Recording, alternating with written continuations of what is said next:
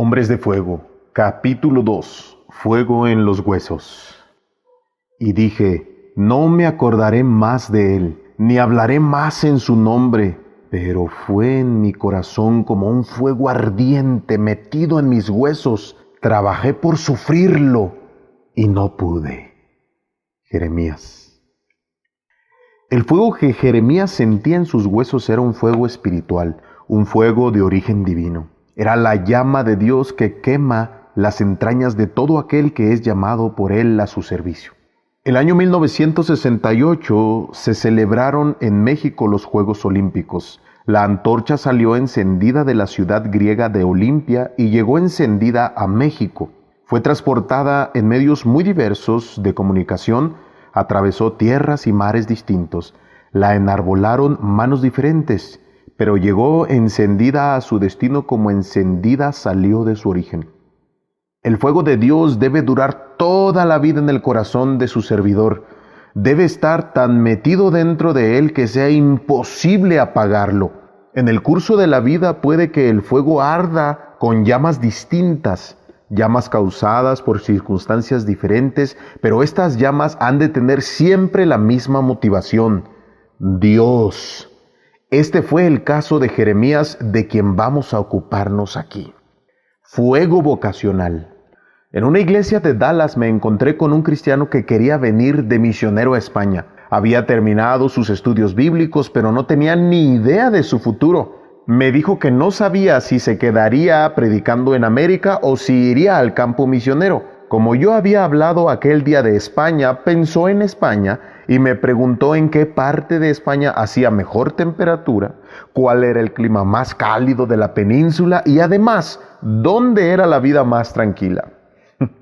Este hombre era un corazón frío, helado, tratando de buscar un poco de calor para su cuerpo en la obra misionera. Estaba completamente equivocado. Lo que la obra misionera necesita son hombres con fuego en los huesos, hombres que sean capaces de encender la luz de Dios hasta en las más altas cimas del Himalaya.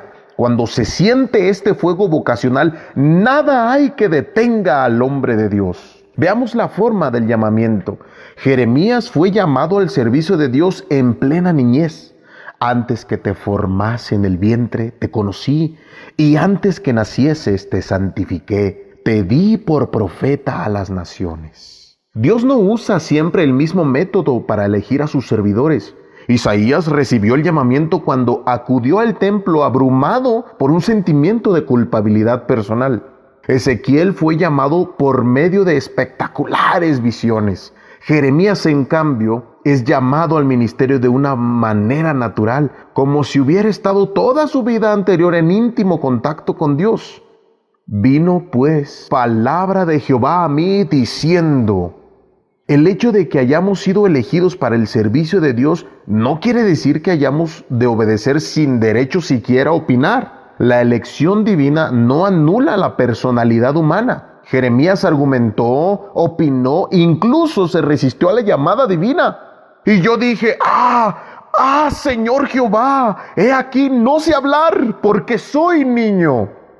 Jeremías apoyó su resistencia en dos argumentos: en su juventud y en su falta de elocuencia. La persona que siente el fuego del llamamiento divino siempre obra de igual forma. Lucha, argumenta, se resiste. La persona que sale sin lucha al servicio de Dios, hay que dudar de su vocación. La juventud no es obstáculo para servir a Dios. Hay jóvenes que son rechazados para el servicio divino a causa de su juventud. Mal hecho. La Biblia dice que nadie debe tener en poco la juventud de quien quiera dedicarse al servicio de Dios. Se acusa a la juventud de falta de experiencia, y el caso es que muchos mayores se comportan con más irresponsabilidad que los jóvenes. Además, la juventud tiene, en virtud de la edad, un filón de energías físicas, morales e intelectuales que la capacita para las grandes empresas. La falta de elocuencia no es tampoco obstáculo para resistirse al llamamiento divino. Fue el mismo argumento que empleó Moisés, pero Dios solucionó el problema.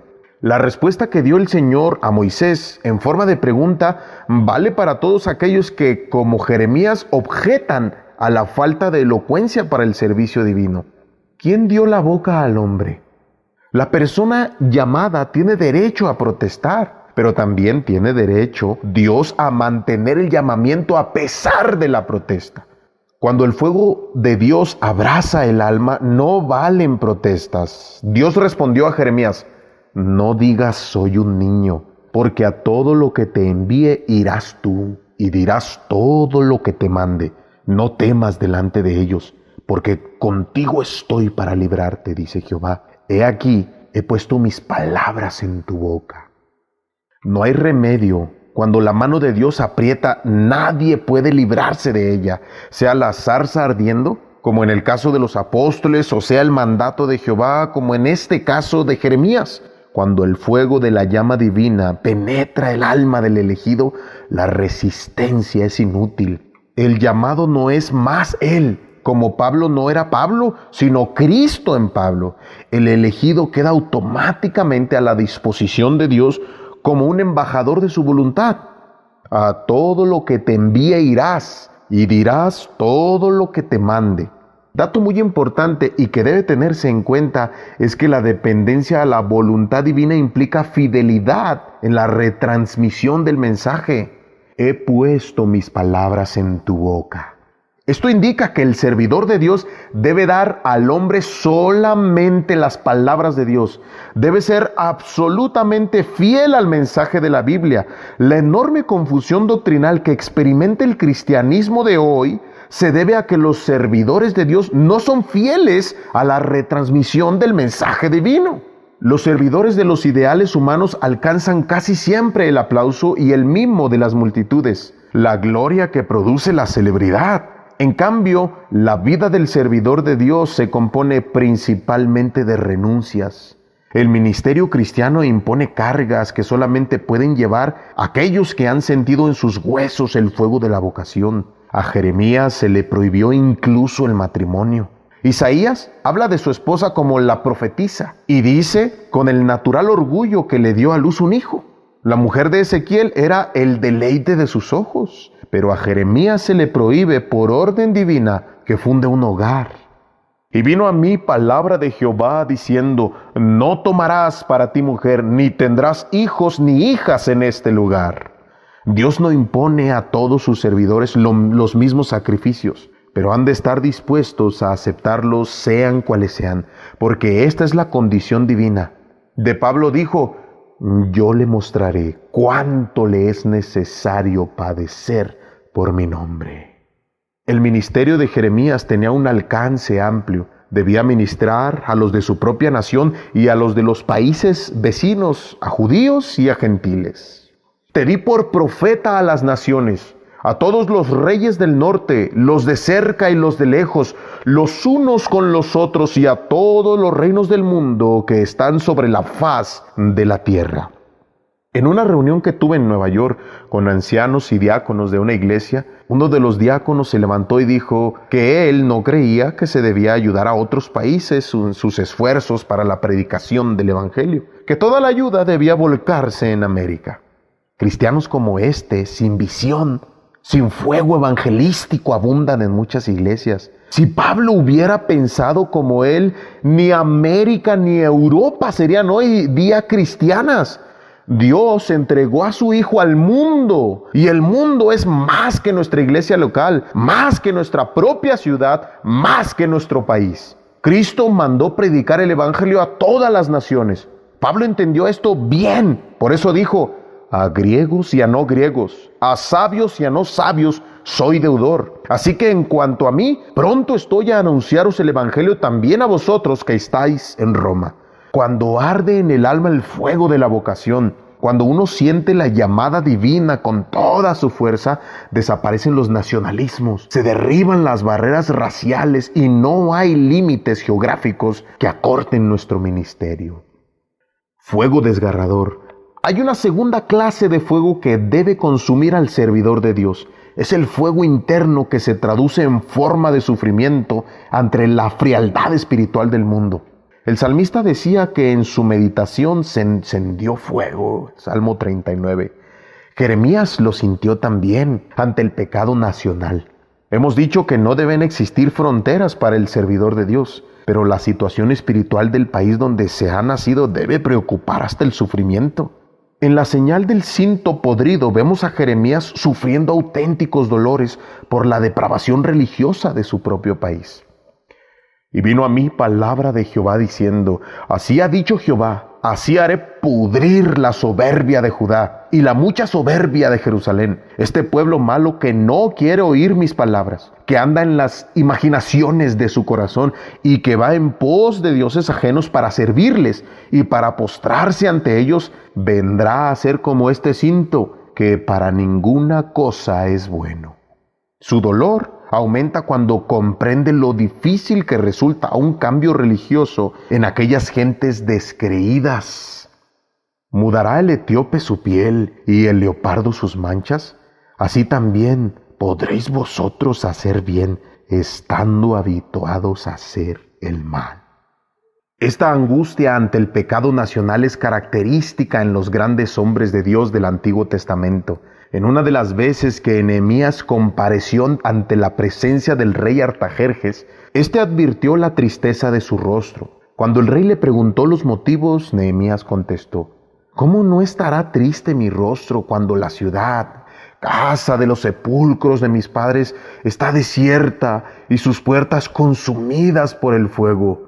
El mismo Jesús sintió en su carne humana el dolor ante la degradación espiritual de sus conciudadanos. Su espíritu se lamentó con palabras conmovedoras: Jerusalén, Jerusalén, que matas a los profetas y apedreas a los que te son enviados.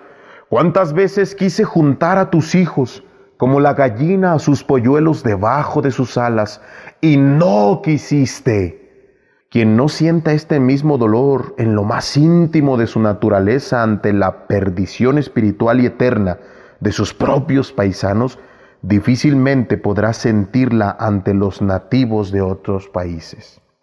Jeremías sintió fuego ante la poca recepción del mensaje. El factor negativo que más influye en la vida del servidor de Dios es el desaliento, el comprobar que la gente reacciona con absoluta indiferencia al mensaje de Cristo. Las masas materializadas de Norteamérica, la superstición y el analfabetismo cristiano de América Latina, el cansancio religioso y el racionalismo de la vieja Europa, el fanatismo maometano y el paganismo de África, y la influencia que ejercen en el hombre las religiones milenarias de la gran población de Asia, descorazonan a quienes se lanzan a la aventura misionera. Salen de sus iglesias locales llenos de optimismo, pero pronto comprenden lo difícil que resulta la labor misionera en este siglo XX.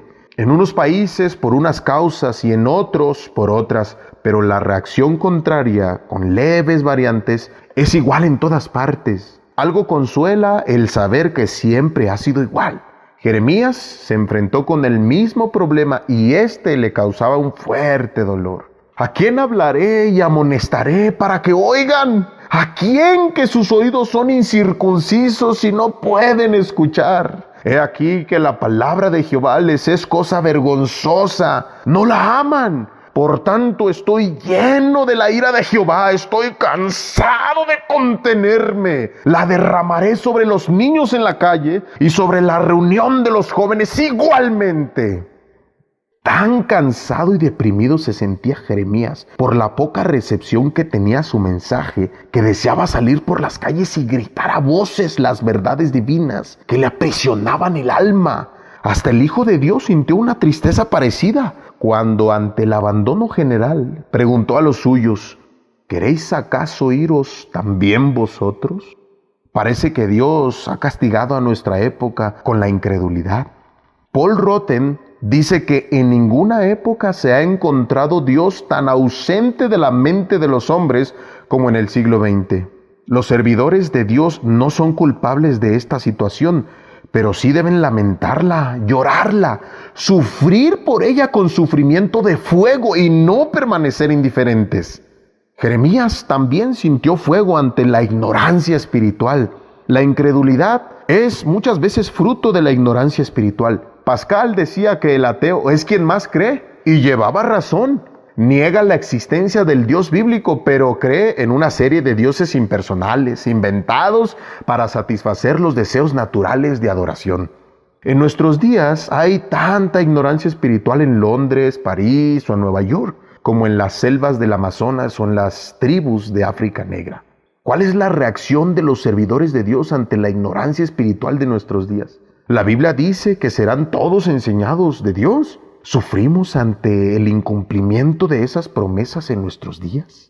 A Jeremías le causaba un dolor profundo la ignorancia espiritual de la gente de su época, y este dolor lo expresa con palabras de un patetismo conmovedor. Se ven en ellas el fuego que desgarraba el alma del profeta ante el triste estado religioso de su época. Él dice: mis entrañas, me duelen las fibras de mi corazón se agita dentro de mí. No callaré, porque sonido de trompeta has oído, oh alma mía, pregón de guerra, porque mi pueblo es necio, no me conocieron, son hijos ignorantes y no son entendidos, sabios para hacer el mal, pero hacer el bien no supieron.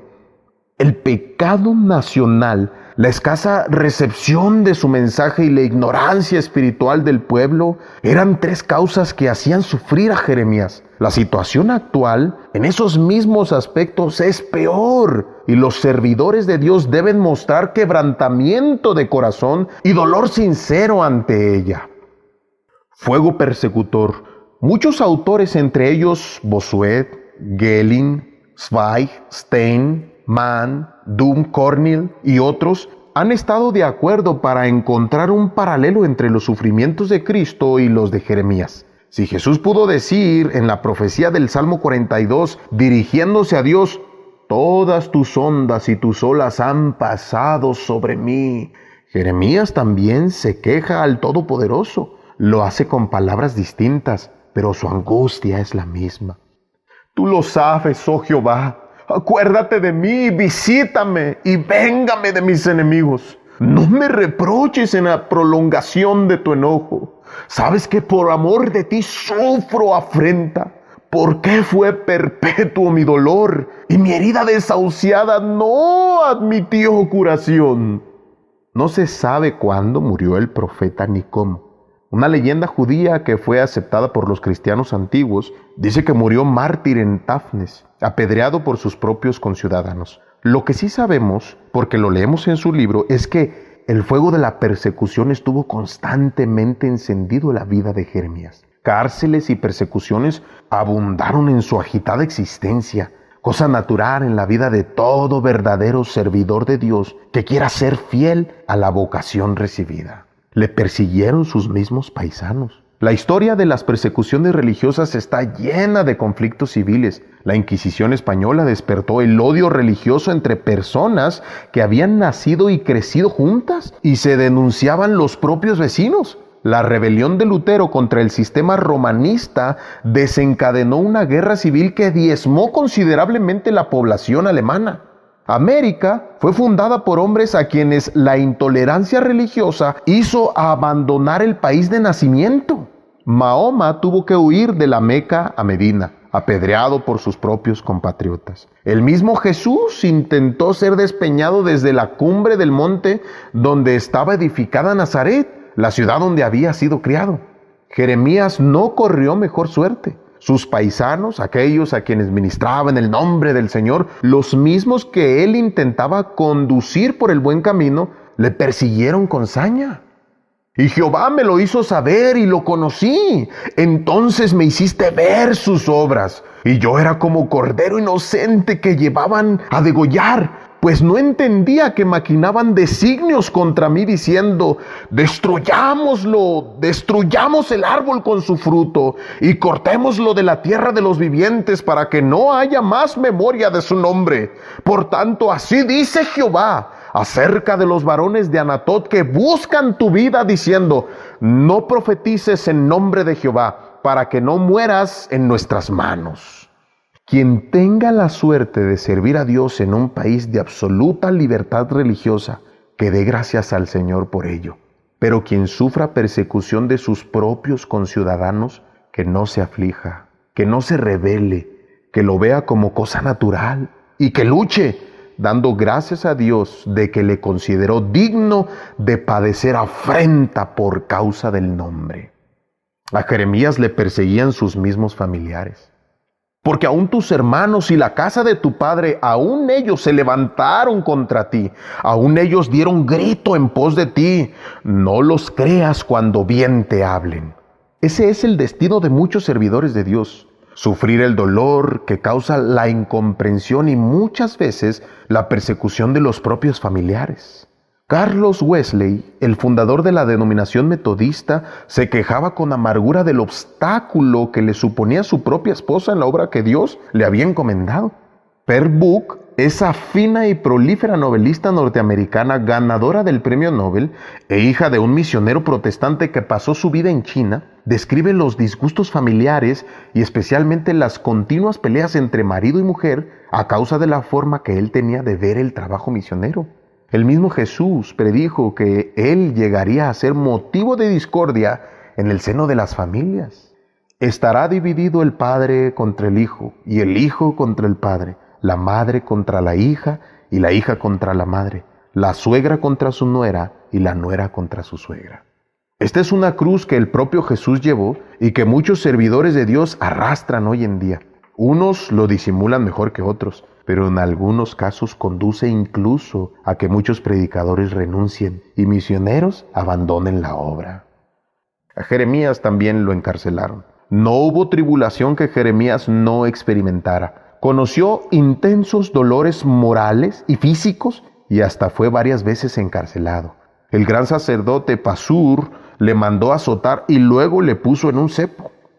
El sacerdote Pasur, hijo de Immer, que presidía como príncipe en la casa de Jehová, oyó a Jeremías que profetizaba estas palabras y azotó Pasur al profeta Jeremías y lo puso en el cepo que estaba en la puerta superior de Benjamín, la cual conducía a la casa de Jehová. Es acusado de querer pasarse al enemigo y nuevamente azotado y encarcelado por oficiales del rey Sedequías.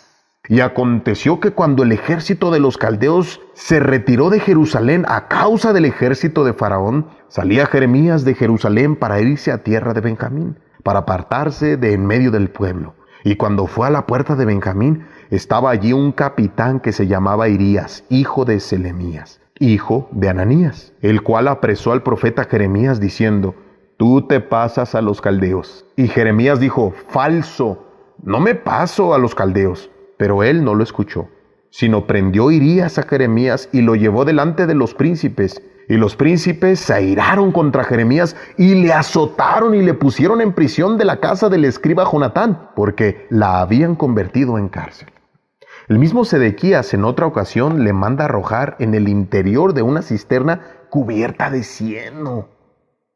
Oyeron Cefatías, hijo de Matán, Galalías, hijo de Pasur, Jucal, hijo de Selemías, y Pasur, hijo de Malquías, las palabras que Jeremías hablaba a todo el pueblo, diciendo: «Así ha dicho Jehová, el que se quedare en esta ciudad morirá a espada, o de hambre, o de pestilencia, mas el que se pasare a los caldeos vivirá, pues su vida le será por botín y vivirá. Así ha dicho Jehová, de cierto será entregada esta ciudad en manos del ejército del rey de Babilonia, y la tomará».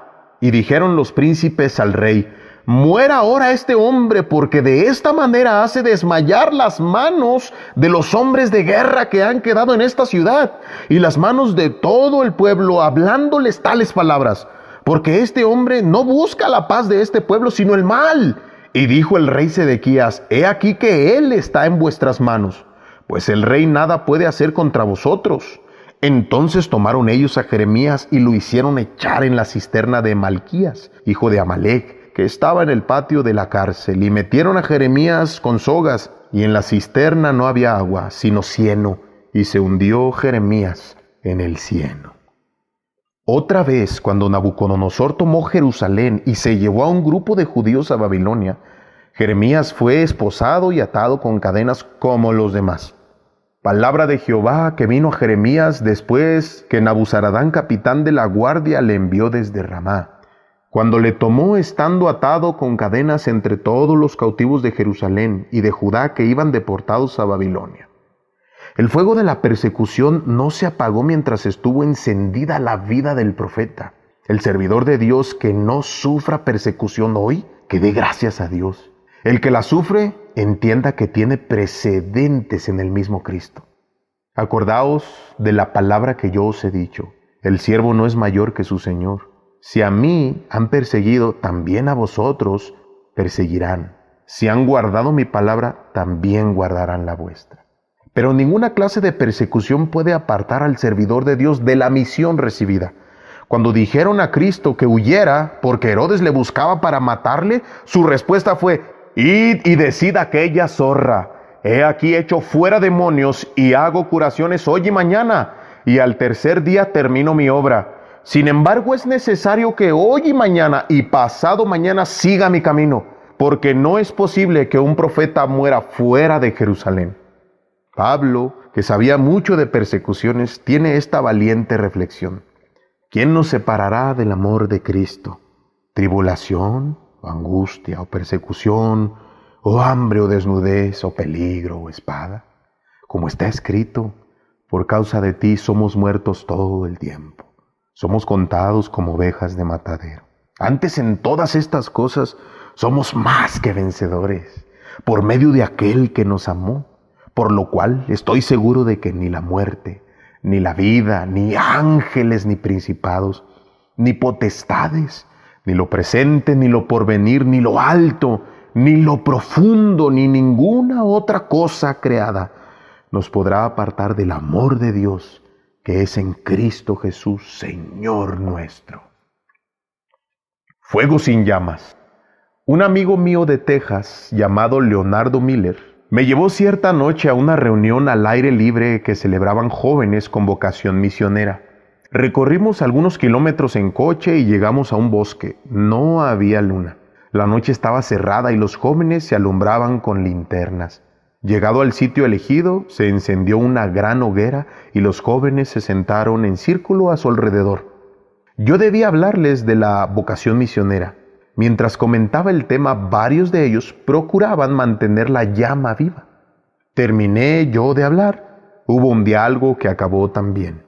El fuego se fue apagando lentamente y el lugar volvió a cubrirse de sombras. Al morir la llama, me pareció que había muerto incluso el interés por el tema. Seguía el fuego, claro, quedaban los recoldos encendidos, pero era un fuego muerto, un fuego sin llama que a nadie le alumbraba. Jeremías tuvo una época en su vida en que también se le apagó la llama del fuego divino y solo veía negrura en su alrededor. El fuego limpio de su vocación, el fuego abrasador de su sinceridad misionera, el fuego purificador de la persecución se convirtió en este caso en un fuego negro que solo le producía tinieblas. Quien no haya pasado en su vida por esta experiencia amarga, quien no haya sentido que la fe resbala bajo sus pies e intenta hundirlo en la duda, quien no haya llegado hasta arrepentirse de haber nacido, siquiera una vez en su vida, no sabe lo que es el gozo de la restauración ni el recobro de la paz perdida. Jeremías, para que nada le faltara, naufragó en las aguas traidoras del desaliento y hasta cayó en la desesperación humana. Se creía hombre de discordia. La sensibilidad de Jeremías adquiere aquí matices conmovedores. Había sido puesto en la tierra para transmitir el mensaje de Dios. Dirás todo lo que te mande, le había dicho Dios. Cuando el fuego de su misión le ardía dentro, lanzó el mensaje divino a toda la tierra. ¡Tierra, tierra, tierra! ¡Oye la palabra de Jehová! Pero ahora, descorazonado, triste, atacado de un espíritu pesimista, piensa que su ministerio destruye en lugar de edificar y exclama: ¡ay de mí, madre mía, que me engendraste hombre de contienda y hombre de discordia para toda la tierra! Nunca he dado ni tomado en préstamo y todos me maldicen. Tremendo error. Cualquiera sean las circunstancias que resulten de la predicación del Evangelio, el servidor de Dios debe tener siempre la seguridad de estar cumpliendo con la voluntad de Dios. Dicen que el piloto que arrojó la bomba atómica sobre Hiroshima, cuando comprobó la destrucción de la ciudad, perdió sus facultades mentales hasta el punto de tener que ser internado en una casa de salud. Pero él no fue el responsable de la destrucción. No sabía lo que llevaba en el avión. No conocía el terrible poder mortífero de aquella bomba. Simplemente cumplía órdenes. El mensaje del Evangelio se convierte muchas veces en la espada que Jesús vino a traer a la tierra. Es motivo de discordia, pero en medio de esa discordia brilla siempre la llama de un fuego que purifica.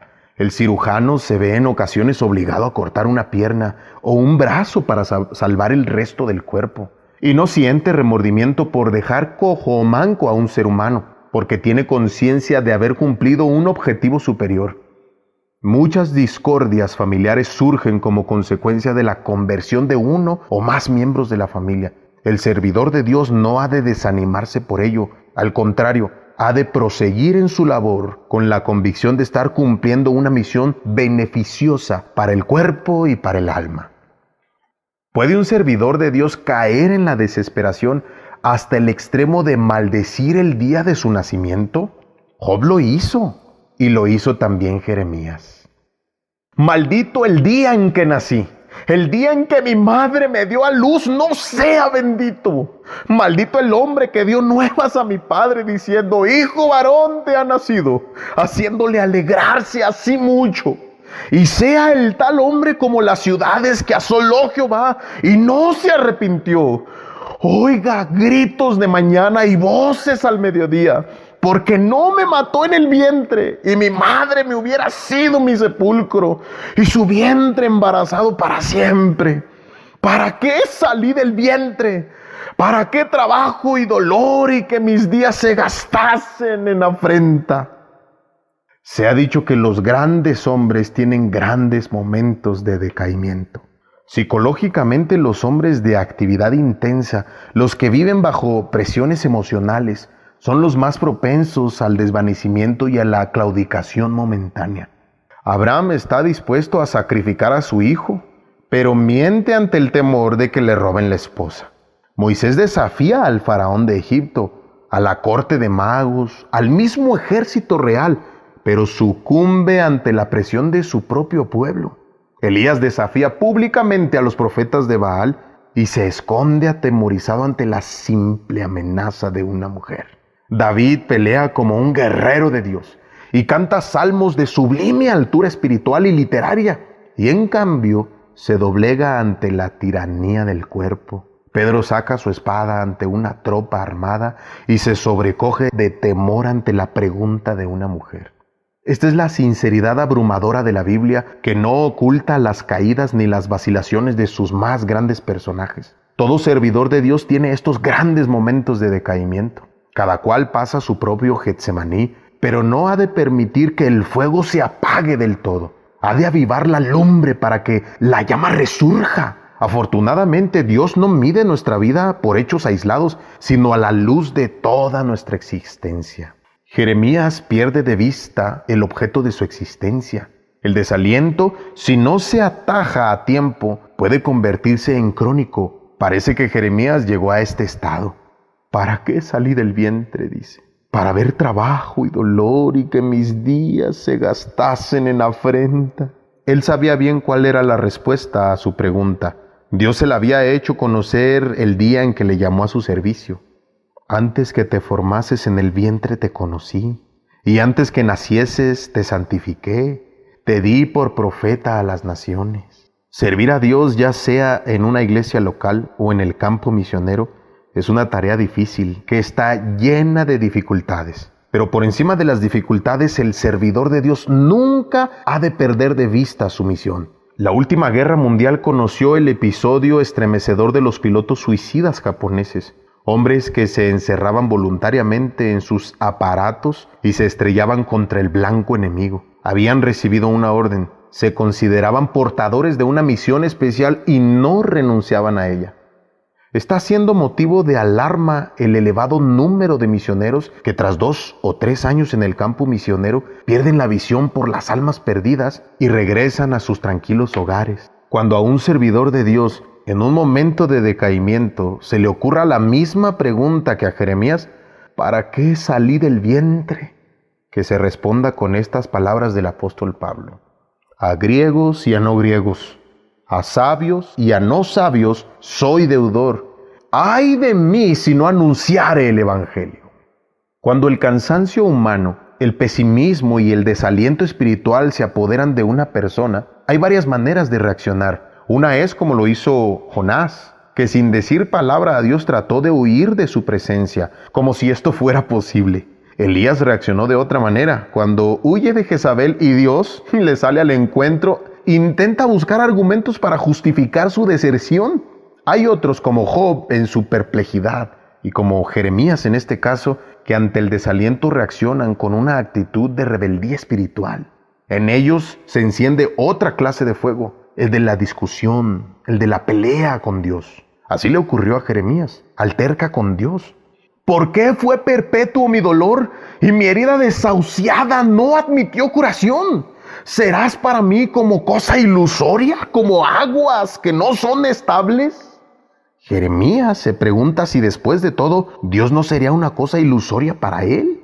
No debemos condenarle por ello. Fue una preocupación momentánea y hasta cierto punto en el estado de desfallecimiento moral que le invadía, su actitud era incluso lógica. Le llama a sí mismo aguas inestables. Tampoco lo creía. Él había hablado anteriormente de Dios como fuente de agua viva. Hay que tener en cuenta que Jeremías no afirma, interroga, duda, y la duda es otra forma de creer. Que no tiene estos momentos de desfallecimiento, que no considera en ocasiones un ministerio como una mera ilusión, como una corriente de aguas inestables, tampoco conseguirá fortalecer su carácter en las necesarias experiencias humanas, ni estará en condiciones de ayudar a otros. Por lo demás, la rebeldía espiritual, el altercado con Dios, la lucha entre su espíritu y nuestra alma está permitida y es beneficiosa. Job nos da buen ejemplo de ello. Respondió Job y dijo: Hoy también hablaré con amargura, porque es más grave mi llaga que mi gemido. ¿Quién me diera el saber dónde hallar a Dios? Yo iría hasta su silla, expondría mi causa delante de él y llenaría mi boca de argumentos. Yo sabría lo que él me respondiese y entendería lo que me dijera. ¿Contendería conmigo con grandeza de fuerza? No. Antes él me atendería. Allí el justo razonaría con él y yo escaparía para siempre de mi juez. Jeremías también intenta olvidarse de Dios. La desesperación humana de Jeremías llega a su clímax cuando intenta apartar a Dios de su vida. En nuestra manera humana de pensar siempre tendemos a alejar de nosotros el objeto del sufrimiento. Jeremías sufría por culpa de Dios, a causa de la misión que Dios le había encomendado, y quiere alejarse de él para evitar seguir sufriendo. Él dice: Me sedujiste, oh Jehová, y fui seducido. Más fuerte fuiste tú que yo y me venciste. Cada día he sido escarnecido. Cada cual se burla de mí. Porque cuántas veces hablo, doy voces, grito, violencia y destrucción, porque la palabra de Jehová me ha sido para afrenta y escarnio cada día. Y dije: no me acordaré más de él, ni hablaré más en su nombre. Aquí tenemos al desnudo el alma de un hombre agobiado por el peso de su ministerio. Su servicio a Dios solo le había acarreado sufrimientos, persecuciones, castigos físicos. La palabra de Dios que él mismo había calificado como fuego y como martillo que quebranta la piedra, le había sido motivo de escarnio, de burla y de violencia. Ante ello, Jeremías intenta libertarse de la prisión divina. No me acordaré más de él ni hablaré más en su nombre. Inútil empeño. Quien haya sentido la auténtica llamada de Dios jamás podrá librarse de él, porque Dios se nos mete en el alma de tal forma que echarle significa nuestra propia muerte espiritual y nuestra ruina vital. Nos convertimos en los seres más desgraciados del mundo, porque Dios está dentro de nosotros, como el amor en la niña del cantar, igual que un sello de fuego sobre el corazón, como una marca quemante sobre la piel. La huida, además, resulta inútil, porque no hay rincón de la tierra donde Dios no pueda alcanzarnos. El salmista lo sabía bien cuando escribió: ¿A dónde me iré de tu espíritu? ¿Y a dónde huiré de tu presencia? Si subiere a los cielos, allí estás tú. Y si en el Seol hiciere mi estrado, he aquí, allí estás tú. Si tomare las alas del alba y habitar en el extremo del mar, aún allí me guiará tu mano y me asirá tu diestra. Fuego en los huesos. Alguien ha dicho que en la vida de todo servidor de Dios hay un Getsemaní de depresión moral y un Tabor de optimismo resplandeciente. Y es cierto. Jeremías había sido llamado al servicio de Dios. Había luchado, sufrido, y esa intensa actividad le condujo a un estado de postración en el que llegó incluso a aborrecer su propia vida y quiso olvidarse de Dios. Pero reaccionó. En medio de la tormenta vio un rayo de luz. No podía abandonar a Dios porque lo llevaba dentro, hecho carne en su propia carne, espiritualmente ligado a su espíritu. Jeremías dice: había en mi corazón como un fuego ardiente metido en mis huesos. Traté de sufrirlo y no pude. Ese fuego en los huesos indicaba que Dios estaba allí, en él, con él. Dios le había dicho cuando le llamó: no temas delante de ellos, porque contigo estoy para librarte. Jeremías lo sabía. Ahora que la tormenta había pasado, cuando se despejaron las nubes de la duda, vio a Dios que estaba a su lado, que siempre había estado. Jehová está conmigo como poderoso gigante. Siempre que el servidor de Dios siente ese fuego en los huesos, ese fuego superior a la propia voluntad, es señal inequívoca de la presencia de Dios en su vida. En la Biblia el fuego aparece íntimamente asociado con la manifestación de Dios. Aparece en las ciudades de la llanura. Entonces hizo llover Jehová sobre Sodoma y sobre Gomorra azufre y fuego de parte de Jehová desde los cielos, y destruyó las ciudades y toda aquella llanura, con todos los moradores de aquellas ciudades y el fruto de la tierra. Lo vemos en la revelación en el Sinaí. Y se le apareció el ángel de Jehová en una llama de fuego en medio de una zarza, y él miró y vio que la zarza ardía en fuego, y la zarza no se consumía. Lo vemos con la columna de fuego en el desierto. Y Jehová iba delante de ellos de día en una columna de nube para guiarlos por el camino, y de noche en una columna de fuego para alumbrarles, a fin de que anduviesen de día y de noche. Nunca se apartó de delante del pueblo la columna de nube de día, ni de noche la columna de fuego para alumbrarles, a fin de que anduvieses de día y de noche. Nunca se apartó de delante del pueblo la columna de nube de día, ni de noche la columna de fuego. Lo vemos en la respuesta a Elías.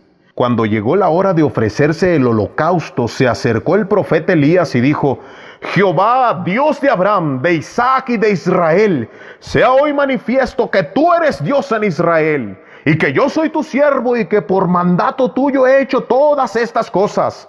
Respóndeme, Jehová, respóndeme, para que conozca este pueblo que tú, oh Jehová, eres el Dios, y que tú vuelves a ti el corazón de ellos. Entonces cayó fuego de Jehová y consumió el holocausto, la leña y las piedras, el polvo, y aún lamió el agua que estaba en la zanja. Y viéndolo todo el pueblo se postraron y dijeron: Jehová es Dios, Jehová es Dios, Jehová es Dios.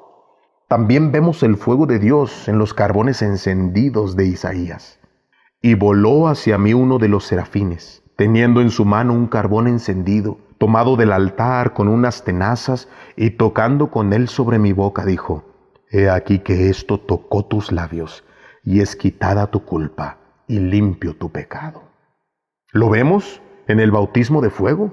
Yo a la verdad os bautizo en agua para arrepentimiento, pero el que viene tras mí, cuyo calzado yo no soy digno de llevar, es más poderoso que yo. Él os bautizará en Espíritu Santo y fuego. Lo vemos también en las lenguas de fuego. Cuando llegó el día de Pentecostés estaban todos unánimes juntos, y de repente vino del cielo un estruendo como de un viento recio que soplaba, el cual llenó toda la casa donde estaban sentados, y se les aparecieron lenguas repartidas como de fuego, asentándose sobre cada uno de ellos. Lo vemos en la conversión de Pablo. Mas yendo por el camino, aconteció que llegando cerca de Damasco, repentinamente le rodeó un resplandor de luz del cielo, y cayendo en tierra oyó una voz que le decía: Saulo, Saulo, ¿por qué me persigues? También lo vemos en la destrucción del mundo. Pero el día del Señor vendrá como ladrón en la noche, en el cual los cielos pasarán con grande estruendo, y los elementos ardiendo serán deshechos, y la tierra y las obras que en ellas hay serán quemadas. El fuego no es Dios, es una manifestación visible de Dios. Indica que Dios vive en el hombre, que actúa, que está siempre presente. En una gran plaza de Berlín hay una antorcha continuamente encendida. Siempre está viva la llama. Los berlineses dicen que así estará día y noche hasta que se logre reunificar Alemania. El fuego de Dios debe estar siempre encendido en sus servidores, hasta que el mundo entero arda de amor hacia Él.